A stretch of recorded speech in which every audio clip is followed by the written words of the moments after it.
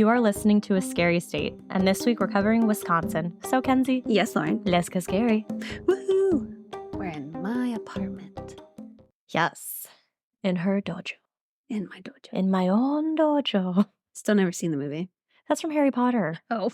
I mean, no, it's not. It's from SpongeBob. When he's doing karate and he's like, in my own dojo. That's a deep I know. one. I pulled one. I know. In the past 2 days, we've had like 5 of these. Anyway, we said a bunch last night. We did. When we went to the Ice Nine Kills concert. And it was amazing. It was amazing. Oh. Our necks hurt today. We're not feeling great today. No. We're not feeling great. But it's recording day, so we had to push through. And Lauren was so nice to not make me drive all the way back to Herndon when she was already going to be here. I know. I was like, it just wouldn't make any sense. Ooh, I have an idea. What? Just read the first fact. Okay. Because that's the funny one. Should we just jump into the facts then? Oh, no, we can keep talking about other things. I just saw it and I was like, oh my God, she could just read the first one. All right, I'll read the first one, then you can read the rest. Yeah. People's Spotify Wraps are coming out. Oh, yeah. If you're, we're like one of your tops, which we should be. Obviously. But yeah, tag us. We'll give you a shout out for giving us a shout out. We started to see some already and they make us so happy. Yes, we appreciate the love. We do. So. We really do. Yeah. Those loyal peeps. Our crew of 4, but it's expanding. It's expanding. It's no longer just a crew of 4. Yeah, We're 5. Oh, None of them know it, but yep, but we know it. But we know. And I think they know it. Some of them know it. Also, keep doing the thing where if you rate and review us, send us an email. We'll send you something. We've sent stickers. Hopefully they've gotten to people. If they've gotten to you, let us know because the mail's been kind of weird lately. Yeah, and I'm nervous. Yeah, we're both nervous people, so just let us know if it got to you. I'm not bummed about losing the stickers because we have so many. But we're bummed if you don't get them. Correct. So let us know. Yeah, please do. I can't think if there's anything, no creepy things. Mm-mm. All right, well, let's jump into the facts anyways then. Yeah, this is going to be funny. If it were a country, Wisconsin would be twice as large as Austria and 3 times as large as Costa Rica. What this means is you could fit 2 Austrias inside of Wisconsin. You are such a pain. I would love to have a shirt that says, what this means is. Oh my God, yes. Yeah. Yeah. Oh, for sure. The biggest pain. There's a few phrases. I've decided that I'm going to come up with one really good phrase. I haven't come up with it yet. Okay. To be like what I'm talking about? Yeah. Okay. I'm going to try to see if I can figure out how to rhyme it with Lauren. Oh, if you have ideas, let us know. Yeah, I have to workshop it a little bit first before I introduce it. So we might just circle back to a few we liked. Okay. And in the meantime. Yeah. So yeah.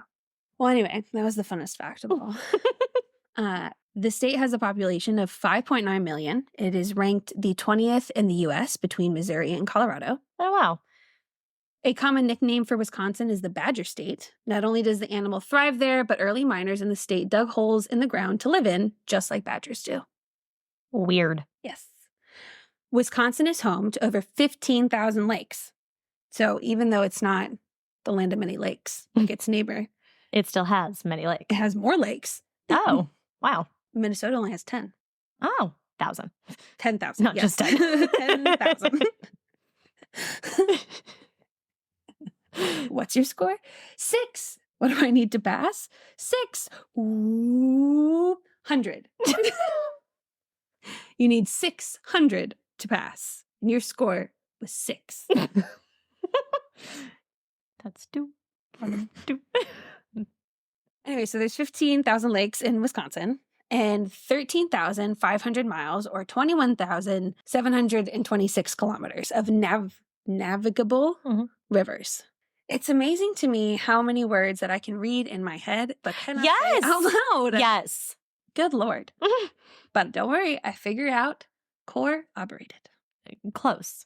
Just has a pause. But that's the only way I can do it. So I don't blend the B-O, like the O-R and the B-O-R and the...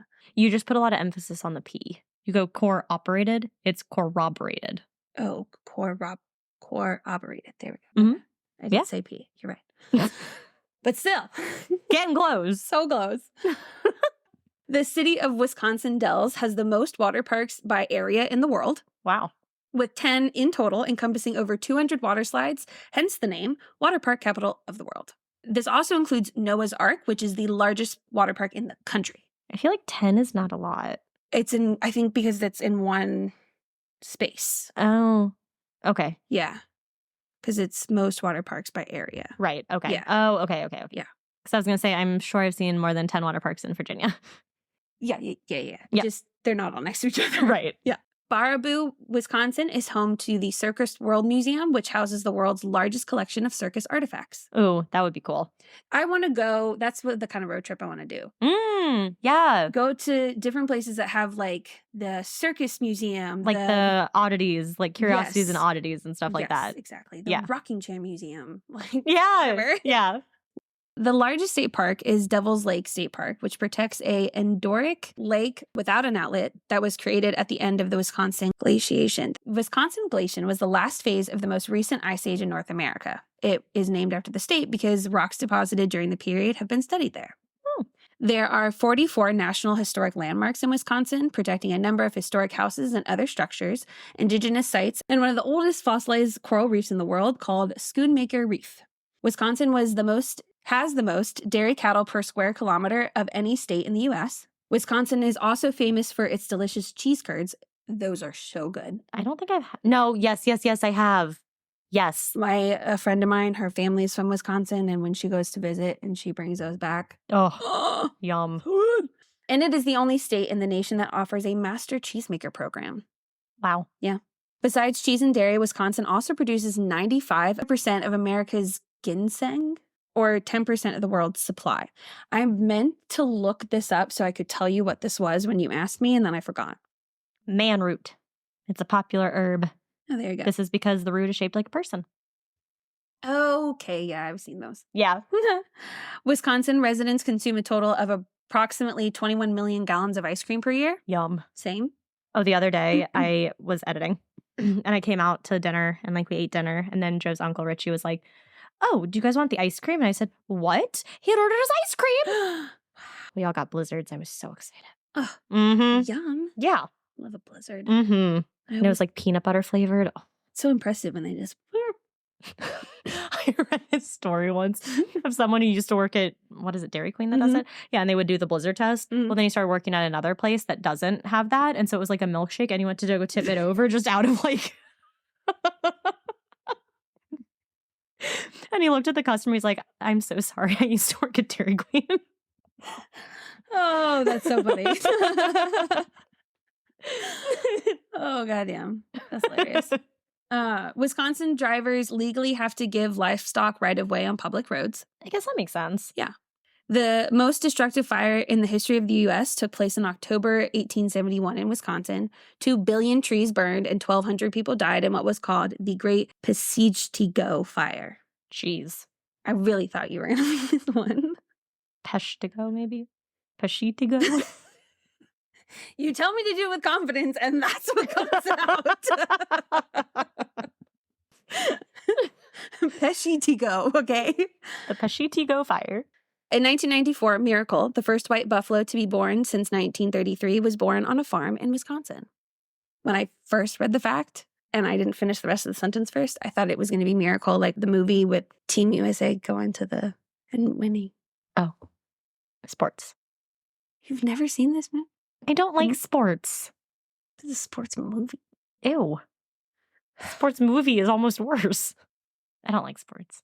White See, buffalo. you don't hear someone saying, well, you should watch them. They're really not that bad. You should start with this one. It will be fine. Well, because I've tried. That's the thing. I have watched sports. Me too. I've tried scary movies. No, that's why I don't watch them anymore. You have not. Yeah, I have. Which ones? As a child, I said, you know what? You can't do it as a child. I sure as hell can, because I said, you don't have to be scared. You don't have to ever feel this way for the rest of your life. You could like it now that you're older. I don't think so. But you could. Have you never been here when you've seen me watch these videos for this research? No, I cannot. But because that's real, though. Scary movies are not real. It's funny that you think my mind can separate the two. Oh my God. Just saying. Have you seen Hot Tub Time Machine? Yes. So the white buffalo, when they're going to like the ski lodge, they go, Great White Buffalo. And that's what I think of when it's buffalo. See, we went. I know.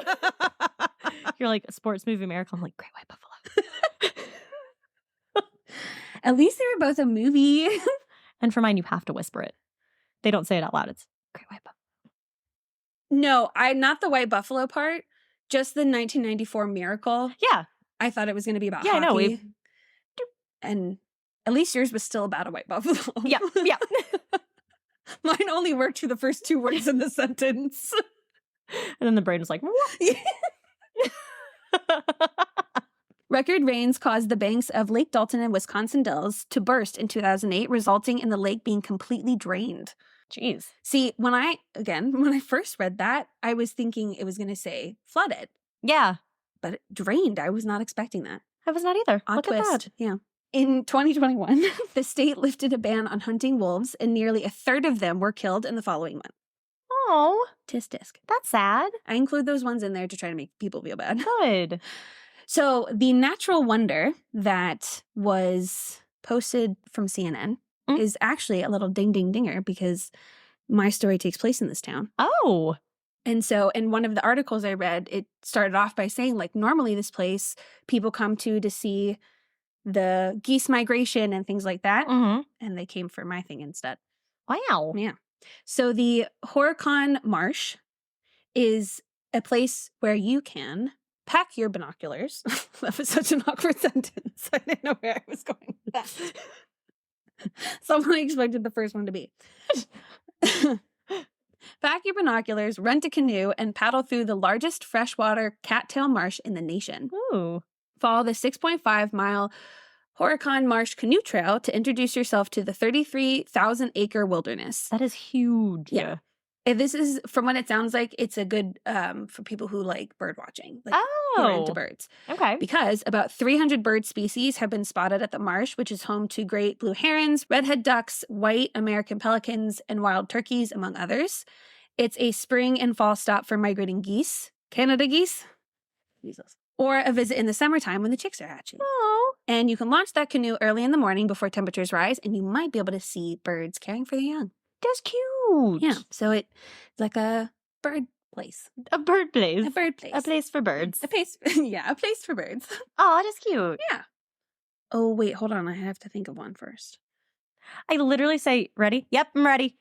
Well, yeah. Let's see how good you work on the spot. What's on your mind, Clementine? I think I used that one already. I think you have to, but that's okay.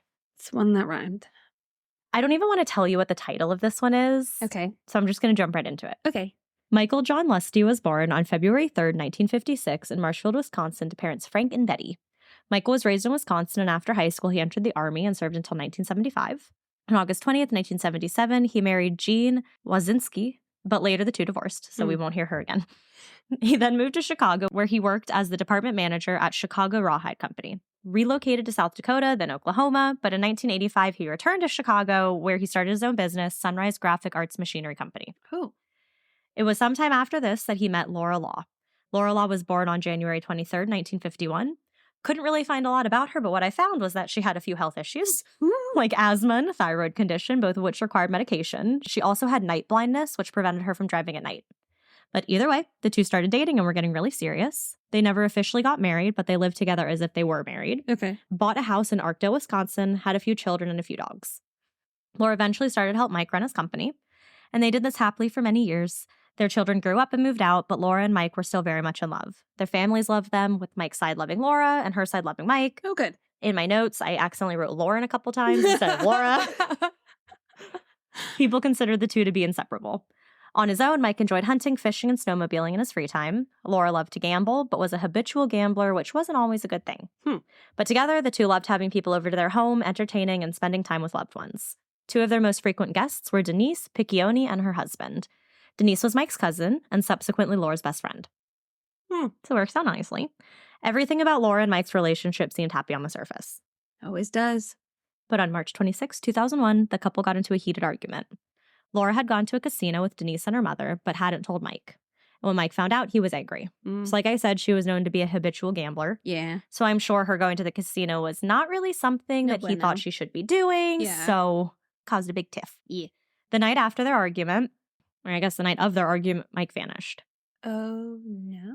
Naturally, Laura was questioned by friends and family about where Mike had gone, as it appeared she was the last person to see him alive. Yeah. The only other person who had seen him recently said that he saw Mike on March 25th at the Rainbow Casino in Nicosia. So what I thought was weird, though, was he got mad at his wife for being at a casino, but he was at a casino. Yeah. I don't know.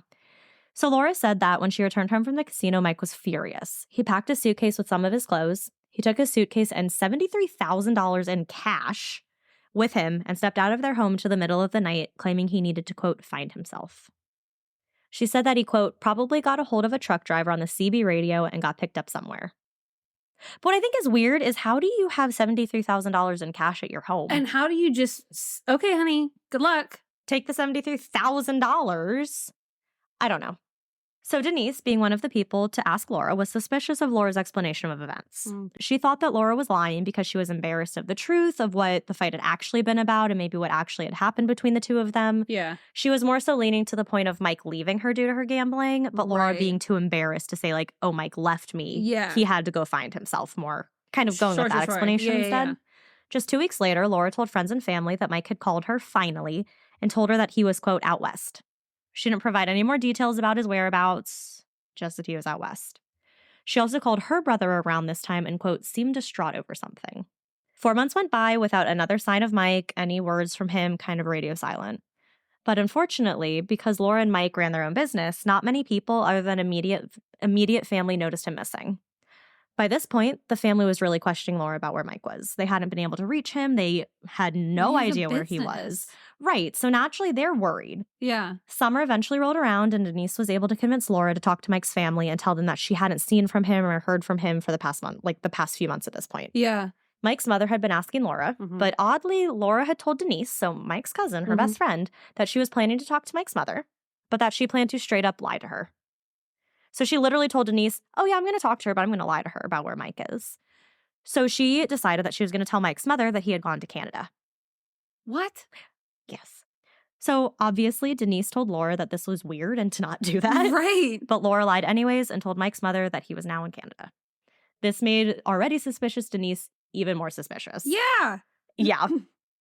And I think most of the family was kind of starting to feel this way at the same time. Sure. Because 4 months after Mike's disappearance, so on July 27th, his brother filed a missing persons report. So Mike is still missing, but time went on a bit more. And at one point, Denise decided that she wanted her snowmobiles. Because, you know, Mike had a habit of snowmobiling. Yeah. Denise wanted hers. So she had been storing them in the shed at Mike and Laura's house. Okay. And I guess would take them when she needed them. Which had never been a problem before. Uh-oh. So she went to Laura and asked her about the snowmobiles and asked if she could just hop over to the shed to retrieve them. Uh-oh. But Laura got very weird and said that no one was allowed to go in the shed. He's in the shed! Which was unusual. After Laura... She stuffed him in the shed! After Laura not really letting Denise get her snowmobiles, she ended up threatening Laura and saying that she would cut the padlock off, get the snowmobiles, then pay for a locksmith to come in and put a new lock on the shed. Clearly, Laura didn't want this to happen. No. So she eventually removed the snowmobiles from the shed, still without letting anyone go near it, go in it, other than herself, and gave them to Denise. And this weird behavior wasn't limited to Denise. So anytime anyone needed something from the shed, Laura would be hesitant about going in. Then later, the item would just appear to be on the outside waiting for the person, with the shed being locked right back up. He's in the shed. Denise, already suspicious, started to think that Mike's disappearance may be related somehow to the shed that Laura was being so protective of. How does that not stink to high heaven in the summer in a shed? I don't know. But so also what was weird was, like, Denise was like, she's never been weird about the shed before. Oh, well, yeah, there's all that too. Mike goes missing, and now you're weird about the shed. But the moment she opened that shit up, you should smell the rank.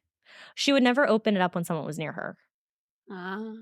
When she was like, hey, someone's like, hey, I need something from the shed. She's like, okay, you can come pick it up later. Yeah, no, I got that part, but I'm just like wondering. It's like it had a certain word for what it was called. It was like a pole building. Is it like an industrial size shed? Kind of. Like it's not like small. Yeah. Not like and in your backyard. It's like it holds snowmobiles. Like it's a big thing, and it kind of looks cementish, and it doesn't really look like there's windows. Okay. Yeah. And now that's a better. Yeah. Yep. It's not just like your little shed you get from Walmart and you put in the corner. Like, it's like a legit shed. How does that shit not stink? Yeah, no, it's like a legit shed. Okay, that makes more sense. So thankfully, the police were taking this missing persons report seriously, and the case was assigned to investigator Gary Silka. Silka began his investigation on October 31st, 2001, by first giving Laura a little visit. So obviously, a smart place to begin an investigation. They're not technically married, right? Correct. Okay, yeah. Why would that matter, though? I don't know. I was just thinking to myself, like, if he wanted to leave her. And then, like, legally, all that stuff. Right, and I'm like, oh, well, he could just leave. And yeah, no, they had been dating for, like, years and years. Like, they were, in a sense, married, but not like common legally. law kind of thing. There was no legal. They were each other's boyfriend and girlfriend, but they lived as though they were married. You know, they had a house, they had kids, they had a business, all of that stuff. But you could just leave. Right. Yeah. Yeah. Okay. Yep. So as he was looking around the property, he saw the shed and asked her if he could have the key to look around inside. She told him that she was renting it out to someone, so she didn't have the key.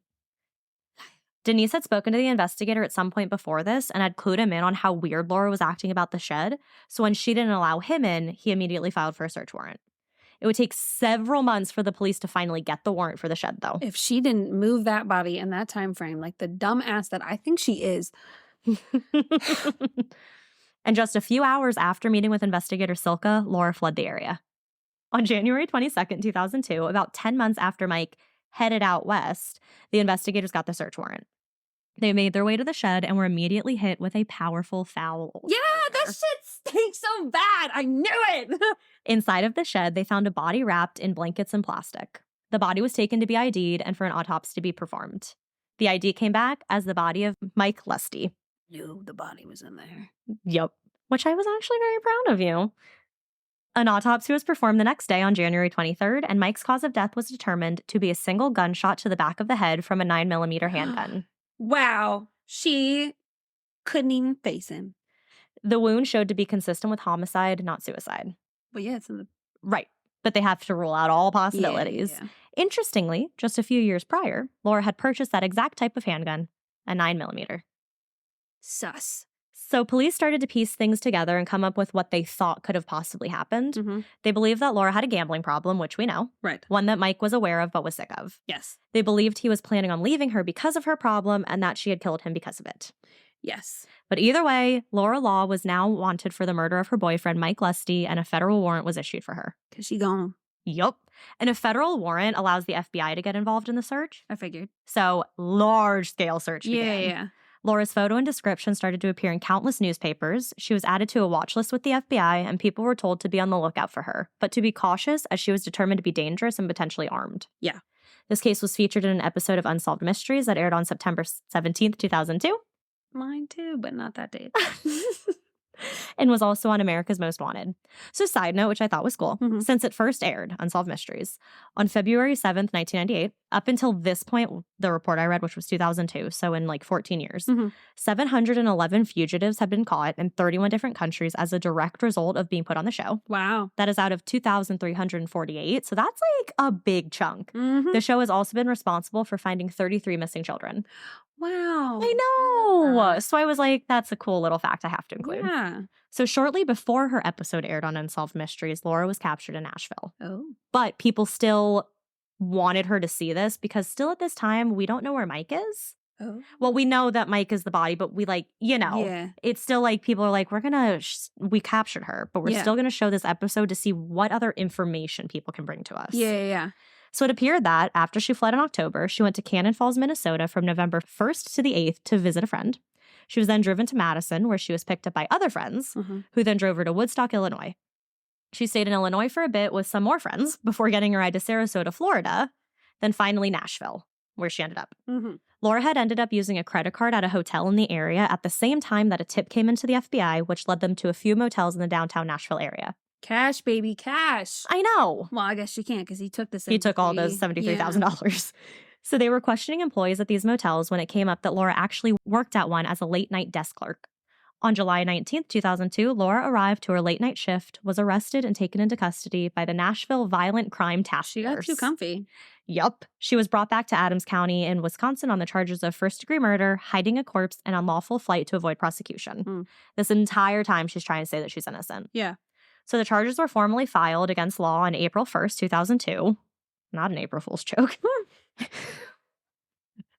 In the Adams County Circuit Court, the charges officially were first-degree reckless homicide and hiding a corpse. And if found guilty, Law could be looking at 10 years imprisonment and or a $10,000 fine just for the charge of hiding a corpse. Damn. So that's not even for the murder. That's just for the hiding of a corpse. Damn. But on April 15th, 2002, so just 2 weeks later, another federal case was filed in the U.S. District Court of Wisconsin against Law for unlawful flight to avoid prosecution. Oh. So on July 23rd, a $600,000 bond was set for Law. Assistant District Attorney Mike Thibodeau gave the reasoning for this costly bond. That one. So he said, quote, "We need the assurance of the defendant's appearance in court for 2 reasons. First, the gravity of the offense. Yeah. The defendant is facing a life sentence. Then there's the fact that she was a fugitive from justice. She met with detectives on October 31st of last year, and she left the area. We know she went to Minnesota, Illinois, Florida, and then Tennessee. So this essentially deemed her as a flight risk. Yeah. So you're going to make the bond something that she most likely can't hit because you can't afford to have her leave. Right. Her arraignment was scheduled for August 28th, 2002. Adams County Circuit Court Judge Dwayne H. Polivka was the one presiding over Law's arraignment. So this is where her attorney asked the court to enter an innocent plea on the first-degree intentional homicide and hiding a corpse charges and wanted to request a new judge. Yeah. So the trial was to be held shortly after at the Adams County Circuit Court. Can you do that? I don't know. But so this one was being presided over by Circuit Court Judge James Mason, and they ended up not switching out the judge. Okay. So I guess you can request for it. But that doesn't mean... But you're not. It doesn't mean you're going to get a new one. risky business, because that would piss me off. Right. I'd be like, why do you want a new judge? Right. What's wrong with me? I will say some judges are nicer than others. Absolutely. But regardless. So it was also around this time that she asked her lawyer, Sheila Kessler, if they could change the venue of her trial due to pre-trial publicity. Okay. But her lawyer told her pretty much this was a public and nationally known case. Like, this has been aired all over. You can't go anywhere. There have been newspapers all over. The entire country knows about this case. Yeah. So no matter where the trial took place, the jury would be aware of the case to at least some degree. Yep. But still, she tried to put that over to the judge and was like, hey, can we do this somewhere else? He rejected the notion. He had the same reasoning. Like, this case is well known. You're not going to find someone who doesn't know about this. Yeah. At the beginning of the whole trial process, Law was rocking back and forth and crying, keeping her head down and crying through most of her testimonies and constantly just being sad. So let's get into what was gone over in court. So we have what Laura said. She had been telling people for a bit that Mike was depressed and that there was something wrong with him. She said how on the night of the incident back in March, Mike had her gun and was planning on committing suicide. Law saw this about to happen and tried her best to stop him. She went to grab the gun, and this resulted in the two of them struggling. In the struggle, the gun fell and accidentally went off, shooting and killing Mike. After she told her story, she said, quote, "I don't know how I did it, but I moved the body to the shed." And allegedly, at Mike's funeral, which Law, I guess, was able to attend, she was overheard saying, quote, "It is not what they think." Then we have one of Law's good friends, Elizabeth Topp. So she took the stand. She said that Law called her in April of 2001 and told her that Mike, quote, "had decided to just take off and search for whatever it was that was troubling him." Law called Topp again shortly after and told her that Mike was on the West Coast or in Alaska. Topp continued to testify, saying that in November, Law had called her and asked her to pick her up for a visit, so Topp picked her up the next day. Law ended up staying with Topp for about a week because a week later, she had called Topp while she was at work. Frantically, Law told Topp that she needed to come home immediately and told her that she needed to speak with her right away. So Topp leaves work, and when she arrived back at home, Laura told her that Mike was dead and that it was an accident. She also said the whole thing of, like, it was an accident and moved him to the shed. You know? And one of the prosecutors asked her, they were like, well, what did you do? Like, to Topp, like, what did you do at that point? And she was like, well, I didn't say anything. I was too shocked, but I thought, like, she needed to go to, like, she needs some mental health. And I was like, yeah, she does.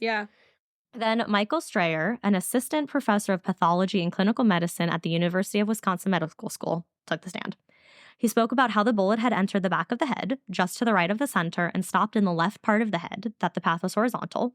He said that, quote, "the barrel of the gun was directly against the scalp when it was fired." Damn. So it was not... Execution style. Yeah, so it was not an accident. It didn't drop on the floor and go off. Like there was marking on his head that showed that it had been up against his head. Wow, that's cold. District Attorney Mike Thibodeau then went on to ask Dr. Steyer about the condition of Mike's body when it was found. So Steyer said, quote, "We opened the body bag and my first finding was the body was covered in several layers of wrapping." He said that they found white wrapping over Mike's head with a green towel covering the wound. A plaid comforter was wrapped around his fully clothed body and black plastic covered his feet. Steyer said, quote, "His clothes were heavily stained from fluid from decomposition. Some of his tissues had been liquefied while others had been mummified." This was done to show the amount of time that Mike had been in the shed, which was determined to be about 10 months. And it could be that he didn't smell because, one, parts of him were mummified, which doesn't really give off a smell. And it could be of all that he was wrapped in. So maybe that helped with the smell. I mean, obviously, I'm not an expert, but potentially. I get putting it there until you figure out what to do with it, but 10 months and then leaving? Like, the cops are going to come back with a search warrant and go into that shed. And it's also, I'm like, if you're going to dip out anyway, you might as well drop the body off somewhere. Right. Right. So Laura and her lawyer had entered a plea to the charge of hiding a corpse, but soon changed it to innocent by reason of mental defect. So they were trying to just say she was innocent, and then they're like, no. She cray. Innocent by mental defect. Yeah. So a mental health expert was called in to take a look at law as well. Unsure what those results were. Could not find them. All of my notes, there were 4 articles online. Everything else was newspapers. Yeah. So I read 60, 70 newspapers trying to find more information, and that was just never talked about. Damn. Yeah. So they continued to try to hold on to being innocent of first-degree murder. Like, they didn't want that first-degree intentional homicide charge, so they tried to say they were innocent for that, and then innocent for the hiding of the corpse, but only because of mental defect. Yeah. Which is, quotes, what it's called. In April of 2003, Laura Law pled guilty to first-degree reckless homicide of Mike Tlusty and was sentenced to 24 years in prison. That's it? That's it. She won't be eligible for parole until 2026, literally 1 year before her sentence would be finished, and also in only 3 years from now. She was additionally sentenced to 6 years of extended supervision after that. So again, I tried to find an update of where she is, what she's doing, if she's still in jail, any new, parole, anything like that. No updates, so I'm going to assume that she's still sitting in jail. Yeah. And again, sorry I couldn't provide much information. This is all from newspaper articles. But yeah. I wonder if it was strategic to get her to plead guilty for a lesser charge or something like that. Oh, probably. Because I feel like... So instead of a life sentence, you're kind of pleading down to something else so that you could get a lesser sentence. Yeah, and she's not going to go to federal court. And people kept saying, too, like, a lot of the prosecutors and, police and everything were like, she's a very smart woman. Yeah. And her whole thing that she did was just very, cunning and planned and clever. Like, all of this was a planned murder, which is why they were going for first degree. Yeah. Homie executed her husband. Yeah. You didn't drop the gun and have it go off on, an accidental firing. It was in the back of his head. Wait, it was angled, too. Yeah, it was, kind of to the side.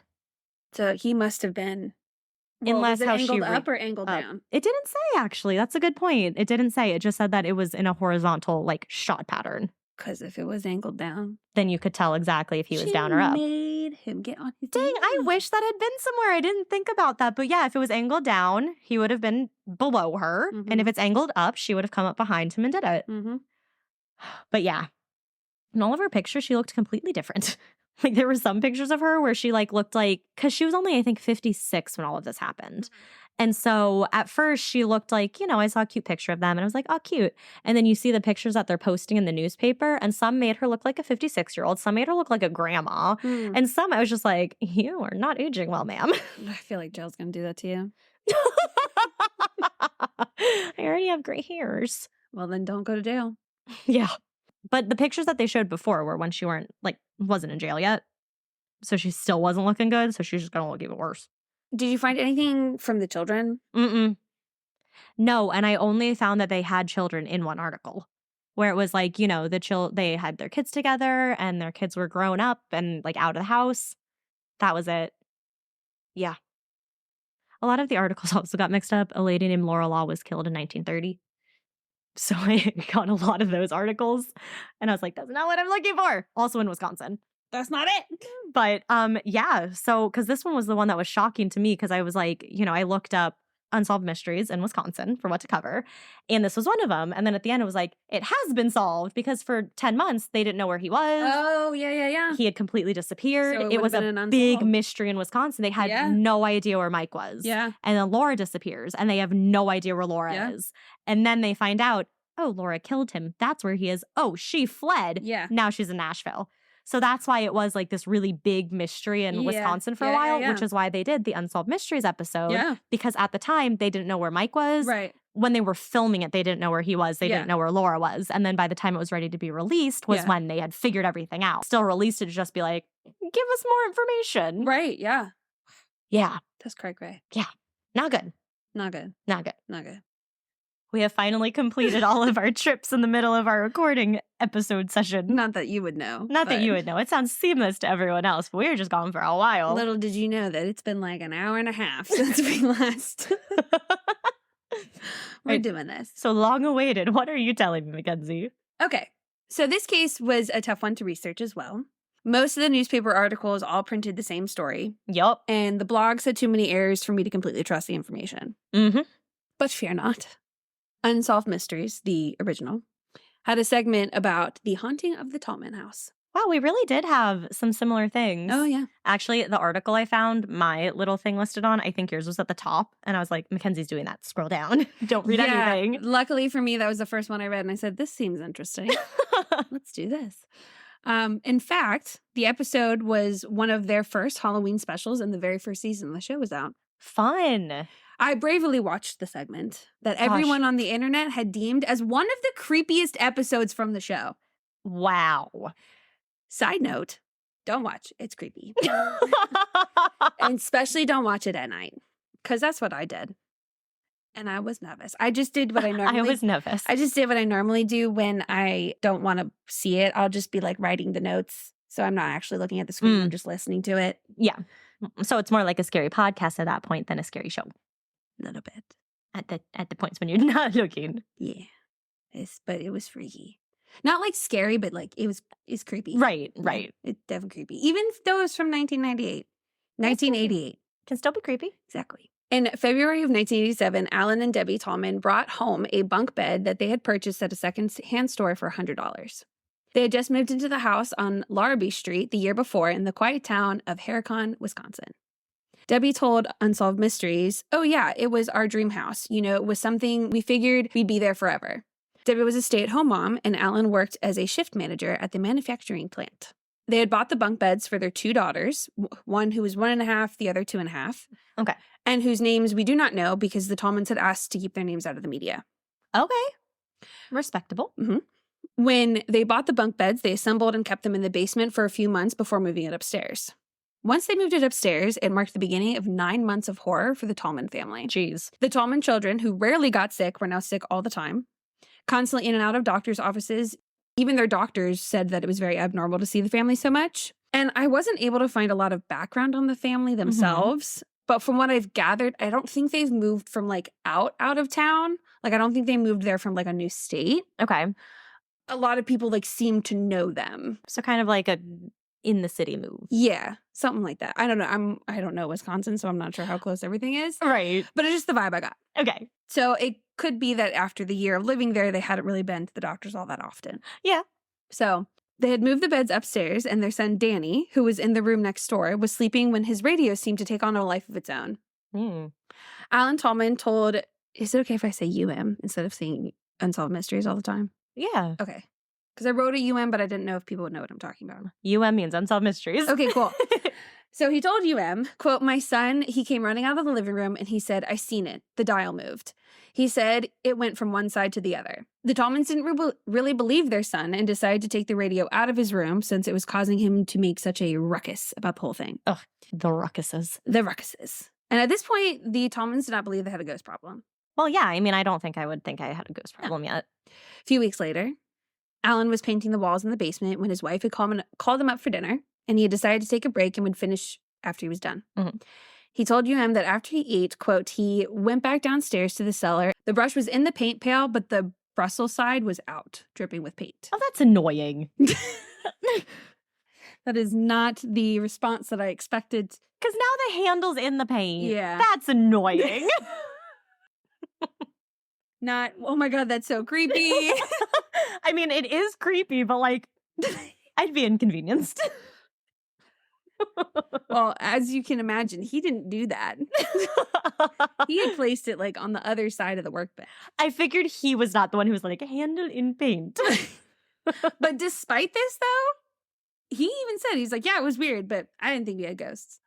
I mean, maybe he like, I can see doing everything in your power to not try to think that it's ghosts. That's true. You know, being like, oh, silly me, put the handle in. Yeah, I probably would want to wait a really long time before I finally admitted it. Oh, yeah. Albert's sweater was moved at some point, and where? In the drawer. It was in a drawer? It was in a drawer.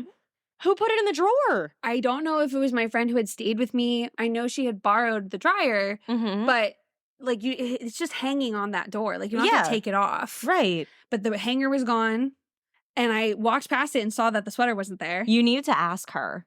Yeah. And say, just out of curiosity, I'm not mad. Did you move the sweater? Because if you did, we're fine. Because the thing is that it was kind of half folded and it was in my shorts drawer. It wasn't even in like a pants drawer. Can you text her? Sure. We might be able to get an answer at the end of this episode. Just say like, out of complete curiosity. Well, see, up until this moment, I said she moved it. See, so immediately just, ghost her. As soon as I saw it was missing, then saw it was in my drawer, which was weird. I got a hanger and I hung it back up. I mean, it probably was her. What I have to figure out, though, if it would be a better decision to leave the sweater when I move. Yes. Or no. Not take it with me, but just get rid of it. Like, donate it. No, leave it here. I would leave it on a hanger in the closet, like push over to the side so that it looks like you could have easily just forgotten it. And then the new people who move in will just that's the last place that it was in. The closet? It was somewhere that I scooped it up and used it as laundry because I thought it belonged to one of my friends. Like, they just left it. Yeah, so you just leave it in the closet in, like, the back corner. What'd you say? I said, super random question, and I'll explain after you answer. But the gray sweater vest that was hanging on the door to the washer and dryer, did you happen to move it at some point while you were here? Maybe Dan. It's not a bad thing if you did. I just need to know if it's y'all or the ghost that might be in my apartment. Perfect. So the Tallman's 2-year-old daughter, we'll call her Lauren. Oh, thanks. Yeah. Was sleeping in the bunk bed when she started seeing things in the room at night. Debbie said her daughter told her, quote, my daughter talked of a witch behind the door and the fire. A lot of it was fire. Real quick. Yeah. So you have a 2.5-year-old on a bunk bed and a 1.5-year-old on a bunk bed? I think the 1.5-year-old is on the bottom bunk. Yeah, but still, 2.5 on the top bunk? That seems like a lot of climbing. I feel like that's not safe. Well, I know what 2.5-year-olds look like, and I'm like, can you get up there? Yeah. Climb the ladder. I just feel like as a I don't know. Maybe she's an adventurous 2.5-year-old. I don't know. Okay. Not important. Yeah. Focus on the wrong details, man. Just like the other part. I expect you to be like, oh my God, that's so creepy that the paintbrush was flipped around. That's so annoying. Not the response I wanted. The daughter sees a witch with a lot of fire. Why is a 2-year-old on a bunk bed? Okay, fine. Question about the fire then. Is it like actual glowing fire that she is seeing in her room? I wasn't sure. I didn't know if it was like, oh, it's glowing, therefore something glowing is a fire. Right. Or if it was like flames. Huh. I don't know. Hard to know from a 2-year-old. Exactly.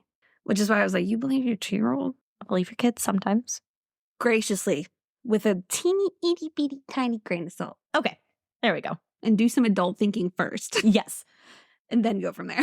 There we go. So Debbie goes on to say that they had never shared this story with their son. But about a month later, he told her, Mom, I saw a glowing lady at my door. Aw. He told her that she glowed like fire. And it was at that point that Debbie began to think that their house was haunted. But like, okay, I get that they didn't tell the son anything, but do you think the daughter didn't say anything? I already had that same exact thought process. I was like, you don't think that 2-year-old blabbed to her brother? Right. Like, did you see the creepy glowing lady last night? Right. Yeah. The torment did not stop there. Doors banged open and shut, a chair rocked by itself, and disembodied voices called out of them from the empty rooms. Ew. The Tallmans decided to invite their pastor over to help them figure out what was going on in their house. After spending some time in the house, he told them that he felt a presence of evil and thought that they may be victims of the devil. Oh. He told quote, I believe that my initial analysis of the entity being in the spiritual realm, the occult realm, the demonic, if you will, was accurate, and I still believe it's accurate. It's like, do you now? Yeah, very cocky. Even after the pastor's visit and a blessing of the house, the family continued to be terrorized by whatever was in their home. The children were still seeing apparitions and visions, and at one point, Visions? Yeah. Oh. Alan said, quote, I was afraid for my life. I was also afraid for my family. I had visions coming home from work and my family would be destroyed and brutally murdered or just laying there dead. Those are intrusive thoughts. Correct. By Christmas of that year, Alan had reached his breaking point. Their son had told his parents that he didn't want to be in the house anymore. Alan shouted at the entity, whatever's in our house, would you please leave my children alone? If you want to fight, fight with me. Oh, I wouldn't have said that. Let's pause here. Can anyone tell me what Alan did wrong in this situation? Don't torment ghosts. Raise your hand. Yes, Lauren? Yes, the only person in this room. Don't be mean to them. Don't threaten them. No. Yeah. Never entice. Yes. You never want to taunt. No. Or challenge. That is correct. Especially an evil one. So a few weeks later, in January of 1988, Alan was returning home from the late shift when he heard an eerie howling sound as he walked to their front door. See, this is the proper reaction. Howling is a lot creepier than a brush being upside down in paint. That's annoying. Howling is scary. Fair. Okay. For those of you that obviously can't see us, Lauren had a grimace on her face and a 10-step. 10-step. As the sound grew louder, Alan decided to go investigate. Not the same person. Again, what did Alan do wrong? Again, let's stop here, class. What did Alan do wrong? Never go investigate. No. No. He went to the side of the house and didn't see anything or anyone. As he made his way back to the front of the house and past the garage, the eerie howling sound began again. Alan said he kept hearing a voice saying, come here. When he looked into the window of the garage, he saw that it was on fire. He ran inside, terrified, and once he caught his breath, he remembered the garage was on fire. And he ran back outside, only to find that the garage was perfectly fine. Exhausted, Alan went back inside and locked the deadbolt behind him. As he went to pick up the lunchbox that he had set down, the entity threw it across the room. Ooh. Yeah. Entity's like, you want to play? Right. Debbie told UM that Alan was very manic after this, pacing around the house, panicking. He began sleeping on the floor of their daughter's room. Alan said that he started seeing this fog come in on the floor and a voice from the fog saying, you're dead. Ew. Yeah. Ooh, I don't like that. No. One night, Alan had to work late and asked a relative to stay at the house, especially to help the girls fall asleep at night. The relative was a bit of a skeptic before their stay at the Tallman house. That night, while sleeping on the floor in the girls' room, he had the same experience Alan did only a few days before. The girls' room? Mm-hmm. I thought it was a boy and a girl. No, it's two girls that share the bunk bed, the boys next door. Oh, yeah. Okay. Yeah. I was lost on that. Yeah. Okay. Yeah. When the relative screamed in fear, Debbie had decided she had enough. She had the relative grab the children and they left the house. Debbie vowed never to return again. After that night, the Tallmans started staying with relatives and disposed of the beds. Somehow, their story got out into town, and soon rumors spread of this house that had bleeding walls, a hole to hell in the basement, of course, apparently a ghost-powered snowblower. Naturally. That cleared the driveway all by itself. Oh, wow. That's a helpful little ghost thing. Right? See, that helpful. Paintbrush, not so much. Right.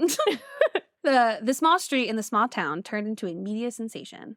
By early February of 1988, people had made T-shirts, which were being seen all around town. Oh my gosh. A local bakery made ghost cupcakes, and coffins and skeletons had begun to appear in the store windows.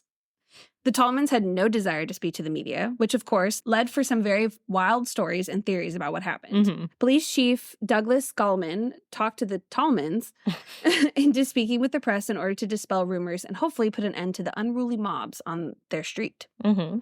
They did give one reporter a guided tour, and local police did their own investigation of the house. They were hoping to find evidence of normal, non-supernatural causes of the family's misfortune. Police looked for hidden projectors and microphones. They checked out the possibility of pranksters who might have it in for Mr. Tallman. Gallman told the press, quote, as of now, we have washed our hands of the whole thing. We took down the barricades last night, and our investigation is over. He said that their investigation failed to turn up anything criminal, and therefore the department's work was done. Okay.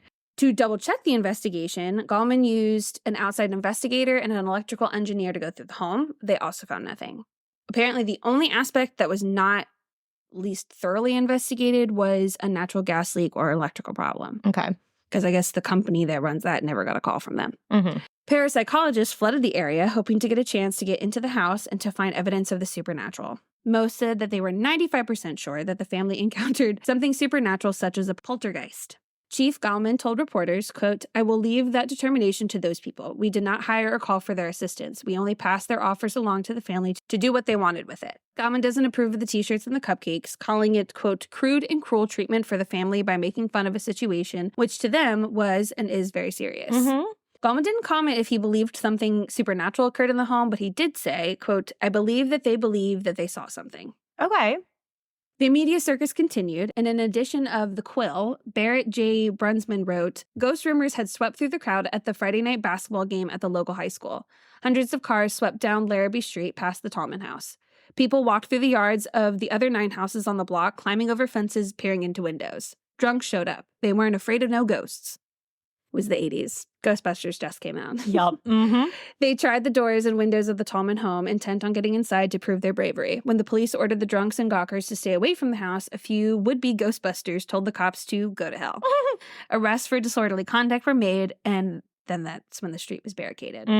By late February, the bunk beds had been buried in a landfill, and the Tallman house was up for sale.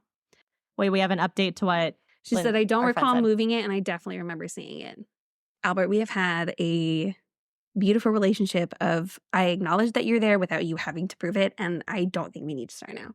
Did her boyfriend move it? I asked her, and they're like, if Dan had moved it, and she didn't say anything about it. So unless my drunk ass came home at 4 a.m. and took the fucking sweater and put it in here. No, it definitely wouldn't have. I've showed up at my house blacked out before, and I never grabbed it. So. Exactly. That's why I'm saying I don't think you did it. Huh. Yeah, because she said, because it was there when I put my pants in the dryer. And she took the pants out before we left. Sup, Albert? This is why I have all the air things on. So I just say, it's just the air. Well, that's creepy. Maybe because he knows I'm Maybe moving. he's mad you're moving. You don't have to say it quiet. He already knows. Right. Well, then if he doesn't want me to move, he's got to work on the critter corner. Like, sorry, you can come with. Don't invite him if you don't truly mean it to invite him. Well, we've been cool. Yeah. I don't want him to start acting up now because then that's really going to make me go. Mm-hmm. If we want to stay pals, I'm happy to stay pals. Yeah. But I think once I know that he's there and if he comes with me, I don't think I will want him as a pal. Right. Because right now he's all hypothetically in my brain and I'm just telling myself this is a figment of my imagination. And until the sweater moved. Well, I thought somebody else moved it and I was happy to keep that in my head until you made me ask. You're welcome. Now we know we're adding on to the mystery of Albert. Albert was only created because you put the idea in my head that I might have a ghost. You're welcome. By late February, the bunk beds had been buried in a landfill and the Tallman house was up for sale. The Tallmans had bought the house with a low-interest Farmers Home Administration loan. They turned the house over to the agency for sale. Okay. George Berger, chief of the State Farm Home Administration Rural Housing Program, cool, told reporters that the couple would hope to sign over the title and relinquish all equity in the house. He also said that under normal circumstances, his agency requires borrowers to test the market before it accepts a title to a home. Interesting. But expectations are allowed, and one was being made for the Tallmans. According to the Portage Daily, the Tallmans bought the home in November 1986, which said April, so conflicting. And the 4-year-old house has an estimated market value of, guess. In what year? 1988. They bought it in 1986. 234. 78. $50,400. It's the price of a car these days. We will never in our life, we will never see that price. Not unless we're buying a car. Right. For a house, that's just never. And that's a nice car. Yeah. $50,000 car. I wouldn't even spend that much on a car. On a house, hell yeah. A car, no. If I'm going to spend $50,000 on a car, it's because I don't have a house. Yeah. Yeah, exactly. That's my house. This is my house now. This is my home now. This is my rent. My car payment is my rent. Debbie Tallman said that they would lose about $3,000 in the deal, but was glad to be rid of the house. They were losing money. But still.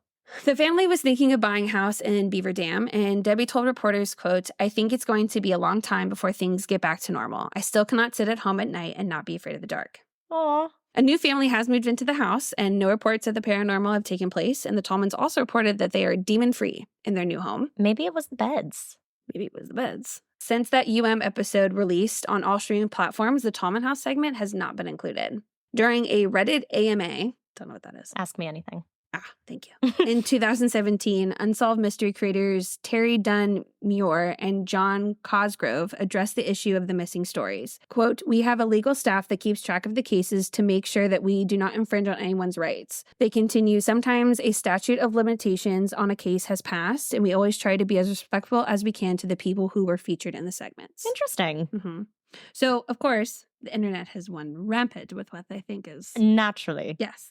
So we have lots of comments of people's theories of why it's true or why it's not true. Mm-hmm.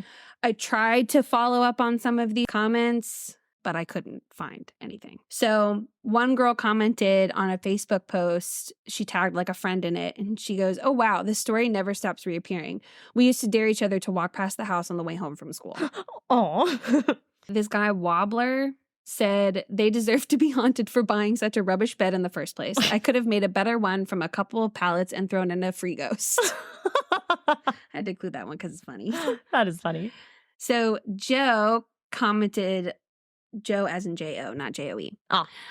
I forget what this website was on. Maybe it was also Facebook. But they said the whole story was a hoax. I actually knew people that would purposely start a tale about something that had happened there just to see if it would go anywhere. And it did. I was told at one point that the family did get out of their mortgage. Not sure how true that is. I most certainly believe in spirits, just not sure how believable this one really is. Okay. I know the family that moved in right after and believe still live there. They have never experienced anything. Because in my mind, I'm like, well, maybe it was the beds. But then if it was the beds, just get rid of the beds. Yeah, I mean, they did get rid of the beds, but maybe they didn't put it together that it was the beds. Yeah, I know, which I thought was weird. Like they got rid of the beds and moved. Right, which is very weird. I would have like gotten rid of the beds and then kind of waited a little bit. Unless they were just too traumatized to stay in the house. I mean, maybe. Yeah. Maybe. I can't blame them because what's her name? Debbie says she still can't sit in a like house alone by herself at night. Like, I get it. Yeah. So this one friend on Reddit actually commented some very juicy information. Oh. It just sucks because I couldn't find it.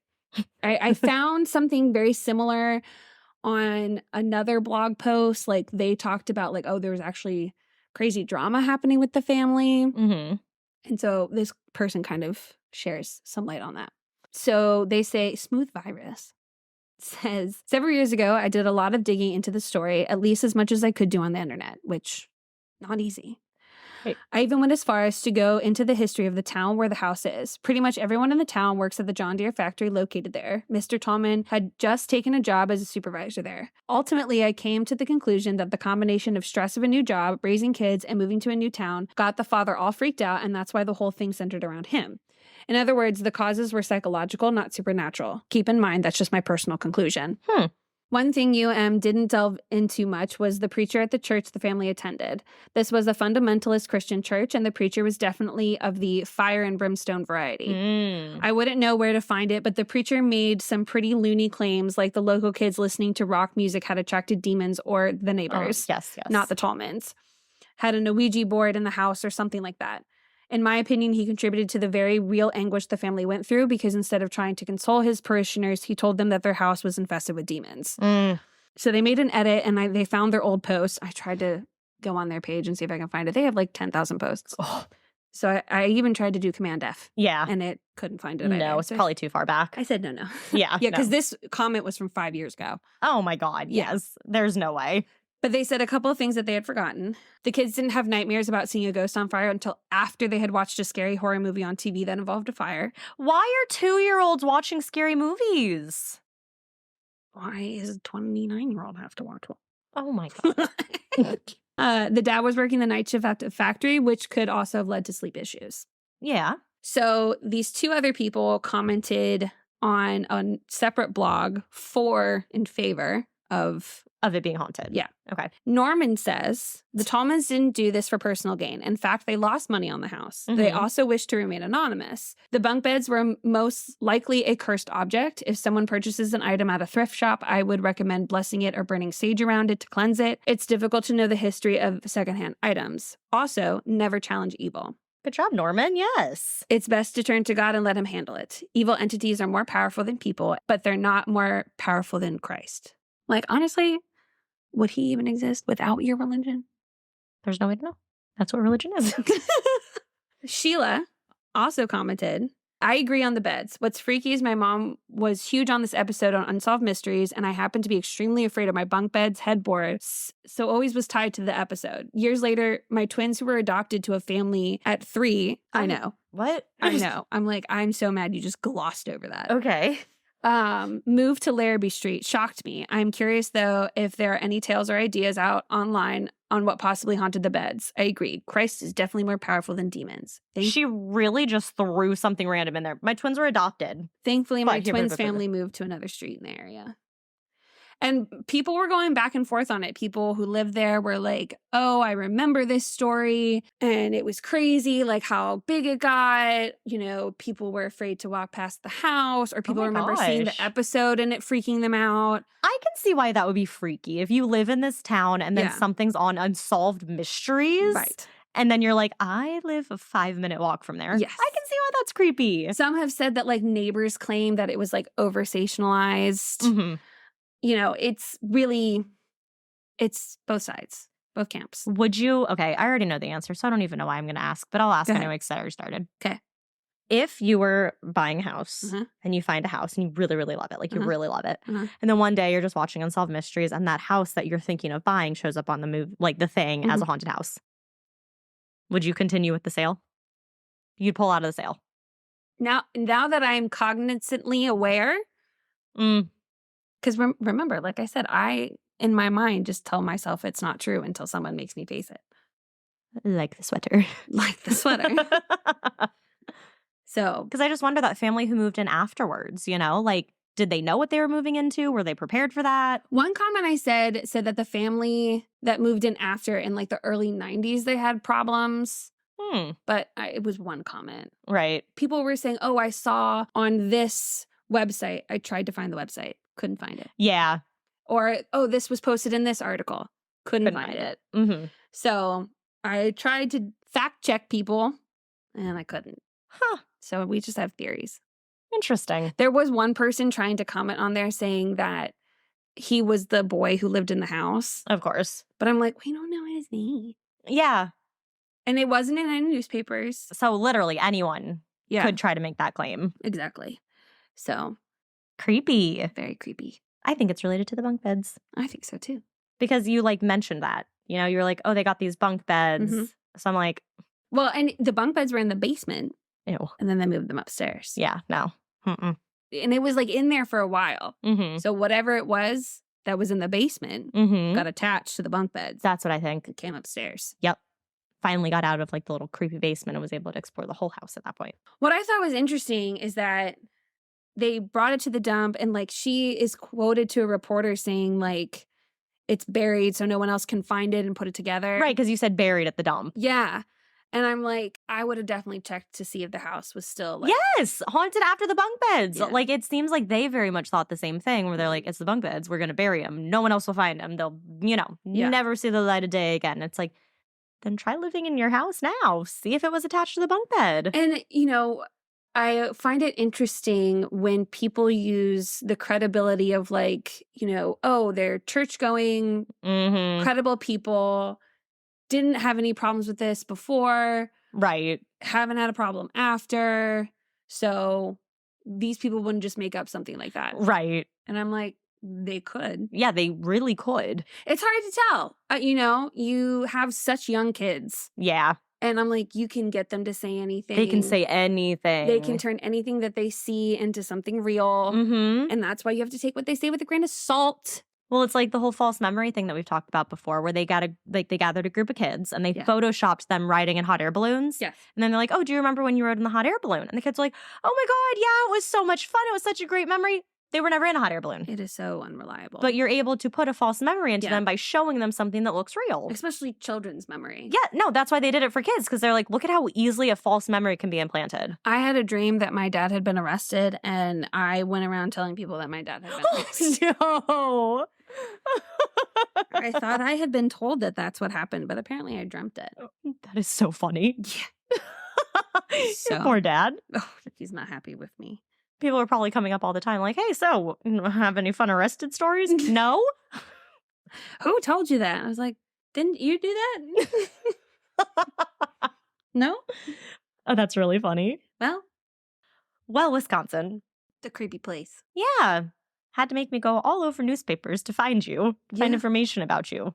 I was very intrigued how much this story was like in the media at the time. It's very interesting. Like something like this would be in the media. like, it kept harping on the fact that they didn't want to be in the media. They didn't want to be in the media. They don't want to be here, but we're going to put them in here. And they were also on the Unsolved Mysteries episode. Now, granted, their faces were blacked out, Oh. but I don't know. It doesn't sound like they were doing anything for personal gain like that one person said. Right, because I'm also like, okay, if they didn't want to be in the media, how did people find out? Yeah.